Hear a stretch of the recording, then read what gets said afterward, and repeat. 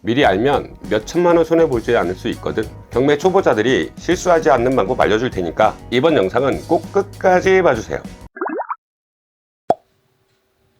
소익님, 저는 언제쯤 낙찰 받아서 돈을 벌 수 있을까요? 아니 우리 피디님 몇 번이나 입찰했다고 벌써. 좀 더 반복해서 노력해야죠. 근데 지금 피디님 보니까 너무 낙찰받고 싶어 하는 것 같아. 맞아요. 근데 그 낙찰에 너무 목매다 보면 돈 벌러 왔다 돈 잃어버린다. 그런 경우가 있어요? 그런 경우 정말 많지. 봐봐. 지금 우리 막내 PD도 우리 회사 들어와서 경매 경자도 모르다가 이제 주변에서 좀 하니까 좀 알게 되고, 요즘에 질문하는 거 보면 약간 수준이 높아진 것 같기도 하고. 근데 몇 번 입찰 다니다 보면 사람이 난 갖고 있는 돈에서 더 많은 돈을 벌어야지 라는 욕심으로 시작을 했다가 나중에는 그게 화살표가 바뀌어. 낙찰받는 사람이 되게 좋아하는 걸 보고 나도 저렇게 좋아했으면 좋겠다라는 생각이 목표로 바뀌거든. 그러면 결국은 내가 팔아야 되는 물건인데 그걸 생각지 안 하고 내가 사는 것만 생각해. 목표 자체가 파는 게 아니라 사는 게 돼버리지. 이걸 뭐라 그래? 기념품이라고 하지.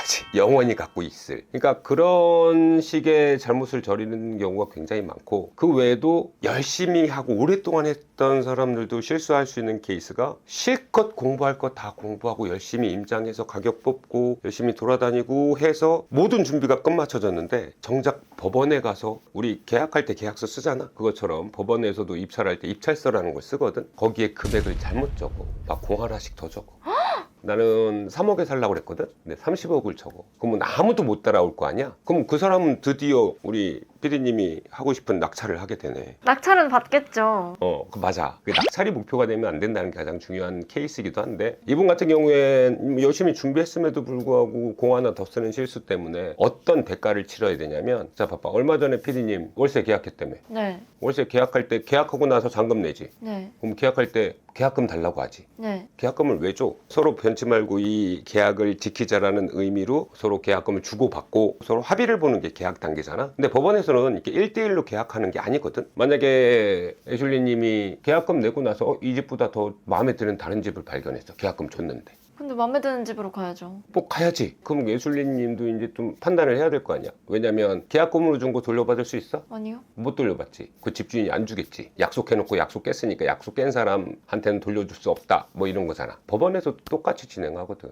그러니까 법원에서도 부동산에서 계약서 쓰는 것처럼 입찰서를 쓰고 거기다가 법원이 결정한 보증금을 계약금 형태로 넣어서 제출한단 말이야. 근데 아까처럼 3억짜리를 30억 쓴 사람도 그 보증금은 넣겠지. 근데 그렇게 계약금을 내놓고 자기 사기 싫다고 보증금 달라고 하면 되겠어, 안 되겠어? 그럼 안 돌려줘요? 안 돌려주지. 그러면 이분은 3천만 원 날리는 거지. 그게 계약금이었으니까. 근데 이런 케이스가 정말 많아. 방금 제가 말씀드렸던 것처럼 공 하나 더 쓰거나, 심지어 저는 어떤 경우를 봤냐면, 그때 당시에 아마 서울 북부법원에 왔던 사람들은 기억이 날 거야. 정말 그 법정 안에 있는 사람들이 전부 다 우와 우와 나를 3번 했거든. 연세 좀 드신 분이 부부가 오셨어. 근데 남자분이 입찰을 하셨나 본데 이분이 총 3개의 실수를 했다. 방금 제가 말씀드렸던 것처럼 입찰가를 써야 되는데 입찰가 쓰는 난하고 보증금 쓰는 난하고 따로 존재하거든. 왼쪽에 입찰가 쓰고 오른쪽에 보증금을 써. 그 사람이 뭐 4억에 입찰할 생각이었나 봐. 왼쪽에 4억을 쓰고 오른쪽에는 보증금이 3천이니까 3천을 써야 되잖아. 근데 이걸 바꿔 썼어.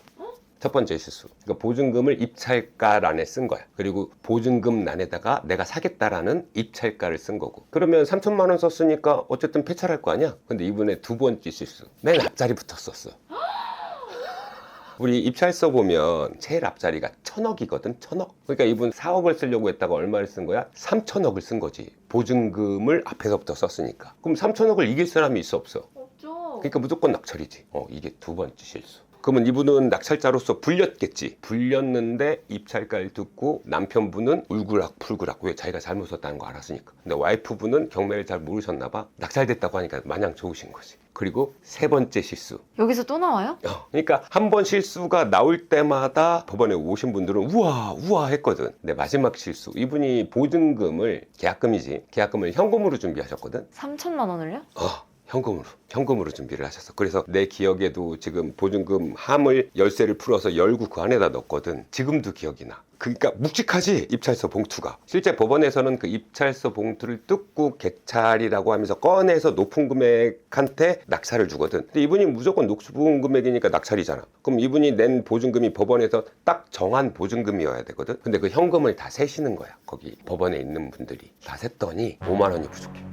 그럼 어떡해요? 무효. 그럼 돌려받는 거 아니에요? 그러면 돌려받지. 그러니까 이분 같은 경우에 실수를 한 가지를 했으면 못 돌려받잖아. 두 가지만 했어도 못 돌려받아. 만약에 한 가지만 실수했으면 입찰가가 적으니까 다시 돌려받았겠지만 두 가지 실수하는 바람에 입찰가를 날리게 생겼지. 근데 세 번째 실수 돈을 적게 넣었어. 그러니까 어때? 입찰할 자격이 없지. 그래서 무효. 그래서 보증금 다시 그 현금 돌려받으셨어. 천만다행이다. 이제 실수를 하려면 세 가지를 해야 돼.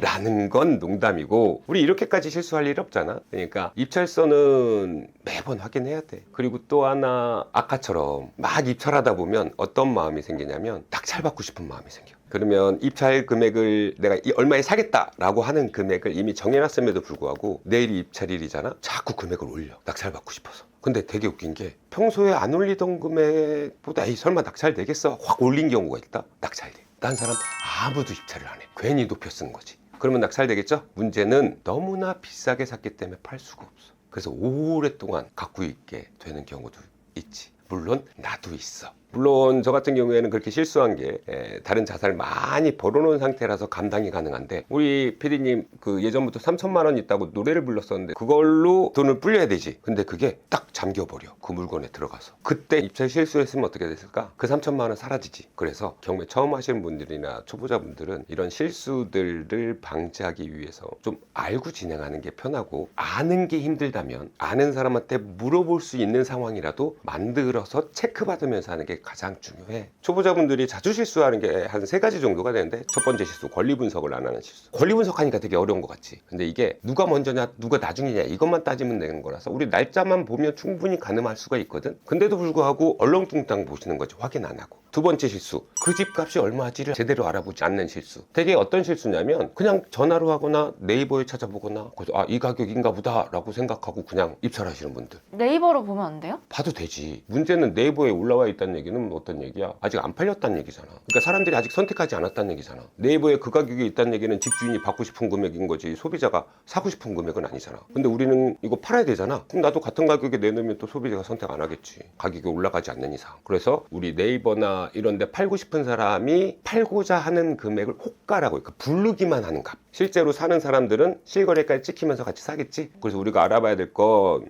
실제로 거래되는 가격을 알아봐야 되는 게 중요하죠. 그리고 세 번째가 이거 다 잘했어. 그럼 진짜 잘했지. 네. 근데 이 진짜 잘한 사람이 정말 자신감에 차서 아까처럼 공 하나를 뒀어. 심지어 어떤 사람이 이런 실수를 많이 하냐면 서울에 막 10억짜리 입찰해. 근데 이제 지방에 가서 한번 물건 보자 하고 지방 갔는데 그럼 1억 될 거 아니야. 근데 10억을 쓰고 있어. 맨날 그렇게 써왔으니까. 그러면 그냥 바로 낙찰이야. 그럼 낙찰 받았는데 1억짜리를 난 10억 썼다고 해서 잔금 9억을 낼 수 있는 건 아니잖아. 그러니까 미납이라는 걸 해요. 돈을 안 내. 우리가 계약하면 계약금 내고 잔금 내야지. 경매도 보증금 내고 잔금 내야 되거든. 근데 잔금 안 내면 보증금 돌려주겠어 안 돌려주겠어? 안 돌려줘요. 그대로 그 보증금 날리는 거야. 좀 봐달라고 하면 안 돼요? 그랬으면 좋겠는데 법으로 결정돼 있어서 봐줄 수가 없어. 만약에 그러면 한 명만 봐줄 수는 없잖아. 법에는 형평성이 있어야 되니까. 그러니까 다 봐줘야 되니까 봐줄 수가 없어요. 그리고 또 봐줄 수가 없는 더 큰 이유가, 그렇게 하면 그 보증금 어디 갈까? 법원이 꿀꺽할까? 꿀꺽하는 거 아니에요? 법원이 왜 그걸 꿀꺽하니?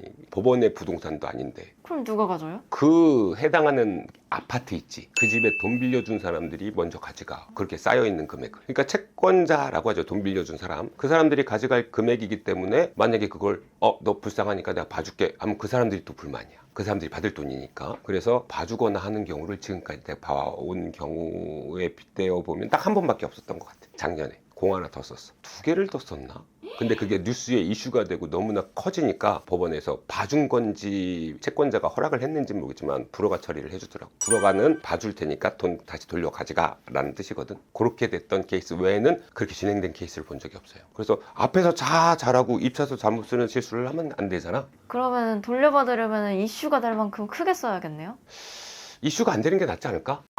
그러면 이런 실수들을 자주 한다고 하는데 이런 실수들을 안 하기 위해서 나는 뭘 해야 될까? 어떤 걸 체크해야 될까? 이런 항목들이 있겠지? 그런 리스트들을 버릇이 될 때까지 노트 같은 데 써서 한 건 입찰할 때마다 요거 체크, 요거 체크, 요거 체크, 요거 체크해 나가면서 확인하면 이런 실수들을 안 할 거야. 그 중에 몇 가지만 말씀을 드리면 일단 첫 번째는 입찰하기 하루 전날 다시 한번 권리 분석하기. 요거 한 번만 해주면 돼. 입찰 당일에는 안 바뀌어요, 그럼? 입찰 당일에는 바뀌어도 법원에서 책임을 져. 법원에서 해당하는 사건에 대해서 표시를 해주거나 아니면 미리 알려줘. 입찰장에 가면 어느 사건 뭐가 바뀌었다, 어느 사건 뭐가 바뀌었다 이렇게 알려주거든. 그러니까 입찰하기 전날 해당하는 사건에 바뀐 권리가 있는지 확인하고, 만약에 당일날은 법원 가서 확인하고 법원에서 알려주니까 그것만 체크하면 되고, 두 번째 가치를 잘못 판단하는 거는 요 생각 한 번만 해보면 돼. 아까 내가 말했던 목표가 바뀐다 그랬지. 살려고 하는 욕심이 들어서 사는 가격만 알아본다고. 아니야, 반대로 해야 돼. 내가 이 가격에 사서 얼마에 팔아야 될까? 과연 내가 팔려고 하는 가격에 팔릴까? 안 팔리면 난 어떤 책임을 져야 되지? 이런 생각을 하면 잘못된 가격 올리기가 쉽지가 않아. 그래서 입찰하기 전에 이 물건 안 팔리면 어떡하지? 라는 생각 한 번만 해보기. 세 번째는 입찰서 쓸 때 딴 건 다 실수해도 봐주는데 입찰 금액만큼은 실수하면 안 되거든. 그래서 저는 자릿수를 조정하기 위해서 내가 쓰지 않아야 될 항목의 자릿수는 그냥 가려버려. 내가 만약 억 단위 쓴다 그러면 1000억, 100억, 10억은 아예 가려버려. 보증금 봉투를 주거든. 그 보증금 봉투로 볼펜이 가지 못하게 그냥 가려버려. 그리고 그걸 입찰 당일날 허겁지겁 쓰는 게 아니라 입찰 전날 미리 써놔. 어떻게 미리 써요? 입찰서는 대한민국의 서식이라고 딱 모든 법원이 동일한 걸 써요. 그러니까 그걸 빈 종이를 복사해서 실어도 되고 아니면 서식을 다운받아서 써도 돼. 거기에다가 미리 써놓으면 내가 급하게 막 제가 아침잠이 많아서 늦게 가거든 법원에. 그럼 허겁지겁 써. 그럴 때 실수를 많이 하거든. 그래서 그런 실수를 하지 않기 위해선 하루 전날 미리 써놓자. 10건을 입찰해도 미리 써놓고 20건을 입찰해도 미리 써놔. 그리고 미리 쓸 때도 이게 여러 건 쓰다 보면 사람이 그렇거든. 똑같은 거 계속 써야 되잖아. 주소, 이름, 주민번호. 그러니까 10건을 주소만 다 써놔.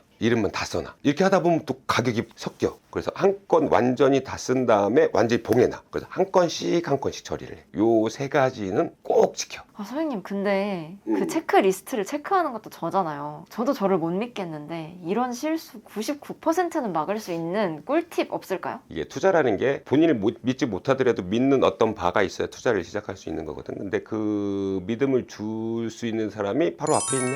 일단 내가 믿음을 줄 수 있게끔 권리 분석이랄지 가치 판단 잘 했는지에 대한 여부랄지 아니면 입찰서 쓰는 것도 미리 확인받고 입찰할 수 있도록 이렇게 체크받는 게 좋겠죠. 음성과 영상만으로는 내가 부족한 부분을 채울 수 없어 라고 하시는 분들은 제가 준비한 영원 특강 오셔서 본인들이 궁금한 것들 Q&A 시간도 있으니까 충분히 질문하신 다음에 얻어가시면 되고요. 그리고 저희 같은 경우에 수강생 같은 경우에는 내가 공부를 하고 실습을 하고 와서 그게 제대로 됐는지 1대1로 그날 1시간씩 코칭을 또 해주거든. 그러니까 길을 또 만들어줘. 그러니까 처음 하시는 투자자분들 같은 경우에는 길이 어딘지를 모르잖아. 근데 그 길에 가로등 켜주면 어딘지는 알지. 우리 헬스 가면 PT 같은 거 봤잖아. 1대1로 내 진도 상황에 맞춰서 해주잖아. 그것처럼 1대1로 밀착 코칭을 해드리니까 그렇게 본인을 스스로 믿을 수 있는 상태를 만들면 될 것 같아. 오늘 이렇게 초보자분들이 자주 하는 실수에 대해서 이야기를 나눠봤고 그거를 예방하는 방법에 대해서 이야기를 나눴는데 도움이 되셨다면 구독과 좋아요 눌러주시고요. 고정 댓글에 우리 영원 특강 링크가 나왔으니까 많은 분들의 참여 기다립니다.